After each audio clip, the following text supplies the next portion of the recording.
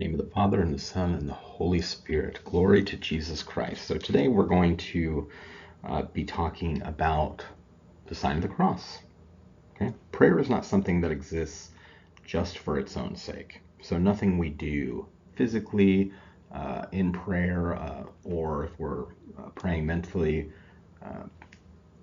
etc., is for its own sake, right? It's all oriented towards God and has an effect on our own spiritual journey. So what we think about, what we worry about, what we ignore, it's prayer in and of itself oriented towards God. It's a conversation that we have with God, right? So probably the first prayer that we often just take for granted, honestly, is the sign of the cross itself.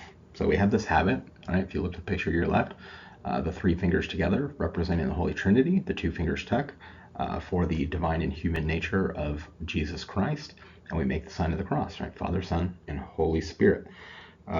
It's so normative, we forget why we're doing it, or we're simply just doing it as a preamble to the what we think is the actual prayer, right? Not to diminish the prayer we go into, but the prayer starts there with that sign. Okay, so habitual. We think of it as something that comes before the actual thing that we're doing, or something that comes after the thing we're doing, like when we're closing a prayer. In reality, it's, like I said, a prayer in and of itself. It's a testament to what we believe: Christ incarnate, crucified, risen, and ascended. Right? St. Paul, in his letter to the Romans, says, "Where sin increases, grace abounds more." Okay, and it's in this context that I want to frame out why this is important, right? Grace over sin. Christ rescued us from this, and we testify to that when we make this sign, right? It could be a petition, it could be an intercession, it could be praise, it could be thanksgiving, it could be a time of tribulation.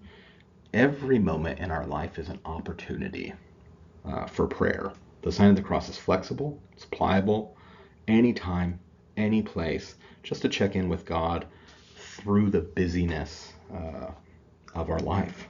Okay?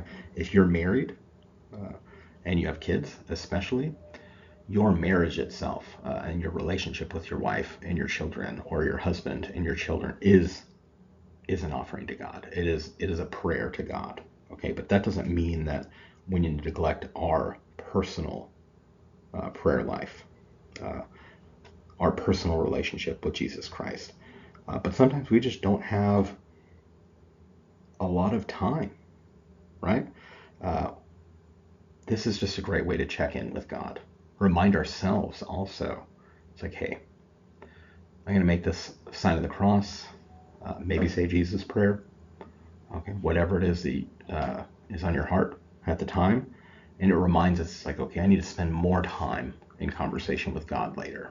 Okay, it's a really slippery slope. I know many of us, and I'm guilty of this too, I go through the whole day sometimes and think back and say, oh my gosh, when did I pray? When did I just sit and talk to God about my day, about the things that I'm joyful about, the things that I'm wrestling with, etc. God is always speaking to us, but we're not always speaking back. Okay, this is just a great way to remind ourselves of that, if it's nothing more.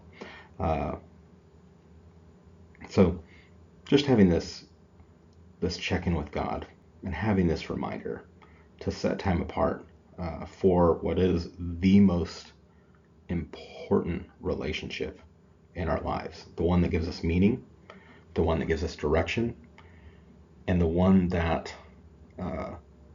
is necessary in relation to all the other contingent relationships that we have throughout our day with our friends, with our parents, with our spouses, with our children, with our colleagues, etc. Right? We're testifying, I believe. Okay, I believe in the creed. I believe in the Father, the Son, and the Holy Spirit. And some good reminders of doing this is, hey, maybe when you leave the house, right before you start driving a car, maybe when your spouse or your children leave, get out of the car, go to school, leave the house. Uh, every moment or every transitional point in our day is an opportunity. Think of it as an opportunity to make the sign of the cross and bring some blessing and sanctification to the next thing that you're doing. You'll find very quickly that that occasion of sin, that occasion uh, of taking us away from that relationship, all of a sudden just starts to be mitigated because we're leading and closing every transition in our life with uh, the sign of the cross. It's not about the time. Okay, God knows our hearts. He knows our intention. Okay, what we're looking to establish with the sign of the cross, beyond what we're already using it for, is building habit. Building a habit to check in with the most, immeasurably, the most important person in our life.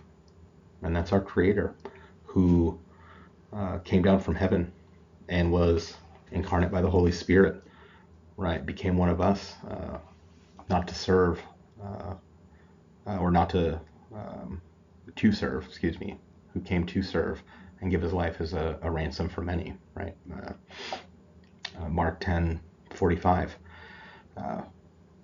and grafted us and adopted us into his family, right? And is walking with us on this pathway of deification, of theosis. So just making a simple habit of making the sign of the cross, adding that into our daily life, is going to have an immeasurable net positive impact on the things that we're doing from sun up to sundown.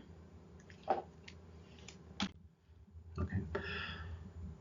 Feel free to check us out, wacobyzantine.com. If you have any questions about what I said or anything was confusing, wacobyzantine@gmail.com. Check us out on Facebook, Instagram, and X. And of course, like and subscribe to our YouTube channel. We make videos for our community, but provided it's on YouTube, it's open to everybody. So until next time, God bless and have a great day.